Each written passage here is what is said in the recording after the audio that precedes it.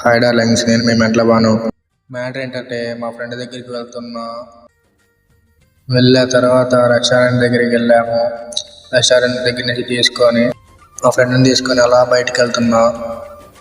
బైక్లో పోతా ఉంటే చిన్నగా చిన్నగా చిన్నగా అని అంటున్నాడు. చిన్న భయం కాదు అసలు. ఎక్కడికి వెళ్దామంటే స్వీట్ తిందామన్నాడు. సరే అని చెప్పేసి ఇంకా వెళ్తున్నాం. స్వీట్ దగ్గరికి అయితే చేరుకున్నాం. లాస్ట్కి స్వీట్ అయితే తీసుకున్నాం. స్వీట్ తీసుకున్న తర్వాత ఇది సరిపోతుందా అంటున్నాడు. ఎలా తింటున్నాడో చూడండి ఒకసారి. సరిపోకపోతే తీసుకున్నాలే అన్నాడు. చూడండి ఎలా తింటున్నాడో చూడండి.